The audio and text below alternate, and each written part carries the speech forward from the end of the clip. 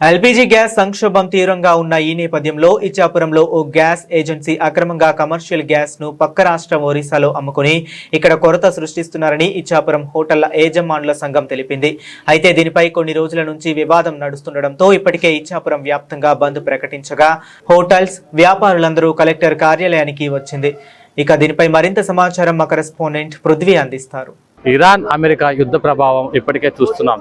దీంతో కారణంగా మొత్తం పెట్రోల్ కానీ గ్యాస్ కానీ ఏదైతే సంక్షోభ పరిస్థితి ఏర్పడిందో మొత్తం ప్రపంచాన్ని మొత్తం వణికించడం మనం చూస్తున్నాం. అయితే శ్రీకాకుళం జిల్లాలో ముఖ్యంగా ఈ గ్యాస్ కొరత తీవ్రంగా ఉందంటూ దీన్ని ఆసరాగా చేసుకొని కొన్ని గ్యాస్ ఏజెన్సీలు ఏవైతే కొన్ని అక్రమాలకి బ్లాక్ మాఫియాకి పాల్పడుతున్నాయి.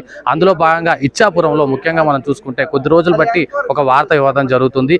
అదేంటంటే ఒక ఏజెన్సీ ఏదైతే ఉందో పక్క రాష్ట్రానికి కూడా గ్యాస్ అనేది సరఫరా చేస్తుంది, బ్లాక్ మార్కెట్లో అధిక ధరలకు అక్కడ అమ్ముతుంది అని ఇచ్చాపురం నుంచి కొంతమంది ఇక్కడికి వచ్చి కలెక్టర్కి కంప్లైంట్ ఇచ్చేందుకు వచ్చారు. వారితో మాట్లాడి మరింత సమాచారం తెలుసుకున్నాం. సార్ ఏంటి సార్ మాది ఇచ్చాపురం అండి.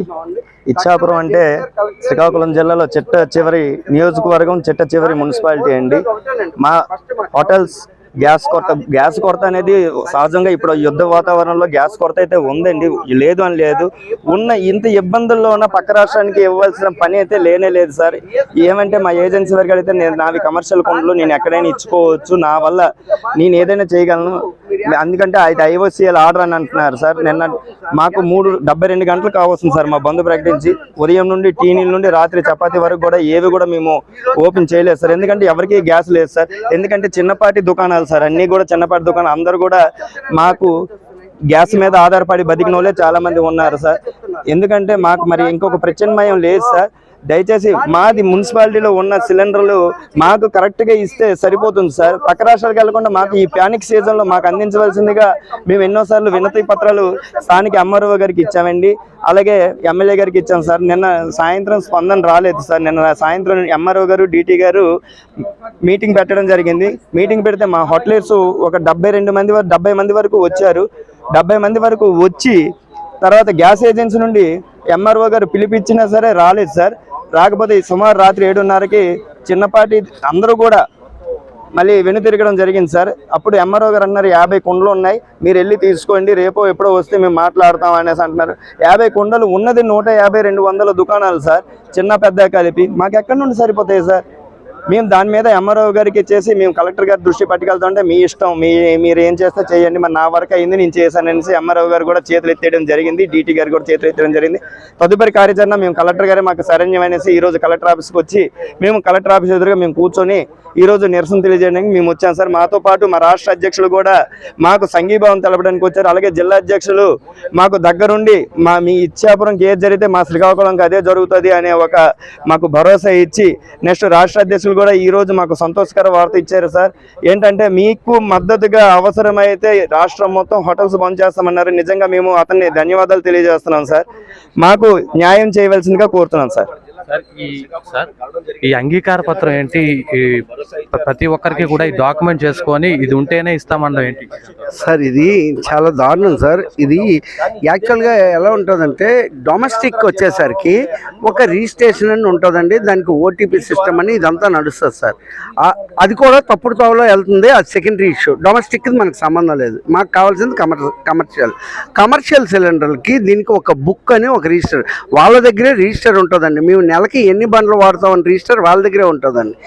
ఈ క్లిష్ట పరిస్థితి రావడం వల్ల, ఇప్పుడు ఈ విపత్తు రావడం వల్ల వీళ్ళు ఏం చేశారంటే టోటల్గా కొంతమంది చిన్న స్థాయి వ్యక్తులందరినీ, అంటే టీ షాప్స్, టిఫిన్ షాప్స్ ఇలాంటివన్నీ తీసుకొని వాళ్ళ దగ్గర నుంచి ఏం చేశారంటే అంగీకార పత్రం అండి 20 రూపీస్ స్టాప్ మీద, అంటే ఇప్పుడు అవకాశం దొరికిందని చెప్పి ఈ పత్రాన్ని వాళ్ళు రేపు పొద్దున్న ఏ విధంగా వాడతారో పక్కన పెడితే ఎవరు నచ్చిన దగ్గర వాళ్ళు కొనుక్కుంటారు సార్. అక్కడ ఉండేది ఒకే డీలరు. ఇప్పుడు ఈ డీలర్ అనేది కమర్షియల్ అంటే మన శ్రీకాకుళం డిస్ట్రిక్ట్లో ఎక్కడైనా కొనుక్కోవచ్చు అండి. అయితే ఈ డీలర్ ఏం చేశారంటే టోటల్గా వీళ్ళందరితో సంతకాలు తీసుకొని వాళ్ళకి కూడా సరుకోవట్లేదు సార్, వాళ్ళకి కూడా స్టాక్ అవ్వట్లేదు. కానీ రేపు ఫ్యూచర్ వీళ్ళ ద్వారా మనం బిజినెస్ ఇచ్చేసుకోవాలని చెప్పి ఆపుకుంటున్నాడు సార్. అదేవిధంగా ఒక 50 కమర్షియల్ సిలిండర్లు ఇచ్చి, అంటే ఈ సమస్యని స్థానిక డిఎస్ఓ గారు అయితేనేం, లోకల్ అక్కడ ఇచ్చాపురం ఎంఆర్ఓ గారు అయితేనేమి సీరియస్గా తీసుకోవట్లేదు సార్. సీరియస్గా తీసుకొని ఉంటే ఈరోజు ఈ పరిస్థితి వచ్చి ఉండేది కాదు, ఇన్ని రోజులు అక్కడ సమ్మె జరిగి ఉండేది కాదు సార్. వాళ్ళు చేసే తప్పు ఏంటంటే జరిగిన వెంటనే అసలు ఇమీడియట్గా దాని మీద రికార్డులు సీజ్ చేయాలి, రికార్డులు సీజ్ చేసి అది ఇచ్చేసుకోవాలి. సార్ తప్పు చేశారు, వాళ్ళు తప్పు మా కళ్ళెదురుగా తప్పు చేశారు. ఎందుకు తెలుసా చేశారని మేము అంత గట్టిగా చెప్తున్నాం.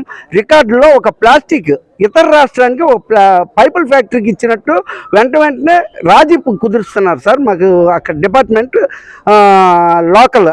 లోకల్ డిపార్ట్మెంట్, రెవెన్యూ డిపార్ట్మెంట్ మాకు రాజీ కుదురుతున్నాడు సార్.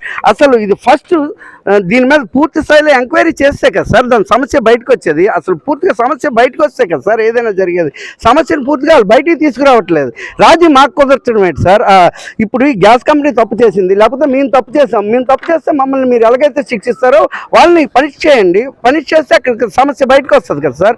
దీనివల్ల ఇప్పుడు జిల్లాలో అయితే గ్యాస్ నిధులు ఉన్నాయి, మీకు అందరికీ పట్టుకెళ్ళి చూపించమంటే నేను పట్టుకెళ్తాను. ప్రతి గోడౌన్కి జిల్లాలో ప్రతి మండల స్థాయి గోడౌన్లో స్టాక్ ఉన్నాయండి, స్టాక్ ఉన్నాయి. ఇదంతా బ్లాక్ మార్కెట్లో మాకు 3,000, 3,500 లెక్క అమ్ముతున్నారు. దీని మీద కలెక్టర్ గారు, జేసీ గారు ప్రత్యేక ఎంక్వైరీ చేస్తానన్నారు. వాళ్ళ ఎంక్వైరీ దీనికోసం మేము వెయిట్ చేస్తున్నాం సార్. దీన్ని ఇలా వదిలితే మాత్రం ఇది మంచి సంస్కృతి కాదు సార్. దీనివల్ల చాలా ఇబ్బంది, విపత్తుల టైంలో వీళ్ళు వ్యాపారాలు చేయడం సార్. ఇది ఎంత దారుణం చెప్పండి సార్ మీరు. దీని ద్వారా మీ ద్వారా మేము సీఎం గారికి, మా లోకల్ ఎమ్మెల్యే గారికి, మినిస్టర్ గారికి అందరికీ మేము ఇచ్చేసాం సార్. ఎమ్మెల్యే గారు బాగా సపోర్ట్ చేసి దీని మీద ప్రత్యేకంగా కలెక్టర్ గారికి, జేసీ గారికి ఫోన్ చేయడం అయింది. గుణశంకర్ గారికి ఫోన్ చేసి అత్యధికం మీరు ఇబ్బంది పడుతున్నారు, మీకు దీన్ని రెక్టిఫై చేయండి అని జేసీ గారికి, కలెక్టర్ గారికి డైరెక్షన్ ఇవ్వడం అయింది. దాని మీద వాళ్ళు కూడా మాకు న్యాయం చేస్తారని మేము ఇచ్చేస్తున్నాం. ఇటువంటి పరిస్థితులు ఉన్నా కూడా వాళ్ళు ఎందుకు ఇలా చేస్తున్నారు? అలాగే మీరు ఇప్పుడు కలెక్టర్ దగ్గరికి వచ్చారు అంటే దీని ద్వారా ఏమైనా సమస్యకు పరిష్కారం దొరుకుతుందని అనుకుంటున్నాను సార్. 100% సార్. ఇప్పుడు మేము చెప్తున్నాం సార్, 30 రోజుల నుంచి గ్యాస్ బంద్ అయింది సార్. మరి మేము ఇంకా హోటల్స్ ఎలా రన్ చేస్తున్నాం సార్. అయితే ఒక మాట వాస్తవం సార్, మేము వేస్ట్ ఆయిల్తో కొన్ని పొయ్యిలు చేయించాం సార్, కట్టెల పొయ్యిలు కొన్ని వాడుతున్నాం సార్. అంటే 50% గ్యాస్ కన్జంప్షన్ తగ్గిపోయింది సార్. ఇప్పుడు మీకు ఇవ్వడానికి కేంద్ర ప్రభుత్వం 70% ఇవ్వమని చెప్తుంటే మీరు ఏం చేస్తున్నారు, మీరు ఏం ఉద్యోగం చేస్తున్నారు చెప్పండి. కేంద్ర ప్రభుత్వం మీకు ఏం చెప్తుంది, 70% రిలీజ్ చేసాం, ఫస్ట్ 50% అన్నారు, ఇప్పుడు 70% చెప్తే 70%కి ఏం చేశారు అసలు మీరు? ఏంటి ఎక్కడ ఉన్నారు మీరు? ఏం పడుకుంటున్నారా చెప్పండి. ఇంతమందిని రోడ్డు మీద పెట్టి మీరు ఏం చేస్తారు? అది ఇక్కడ చూస్తున్నాం. ఏదైతే ఇచ్చాపురంలో ఉన్న సమస్య ఏదైతే ఇప్పటికీ కలెక్టర్ జేసీ కూడా ఇప్పటికే కంప్లైంట్ ఇచ్చున్నారు. దీనిపై ఏదైతే ఖచ్చితంగా మాకు న్యాయం జరుగుతుంది అని బాధితులు ఏదైతే చెప్తున్నారు. కెమెరా పర్సన్ ప్రసన్నతో reporter Prithvi, KTV news, Srikakulam జిల్లా.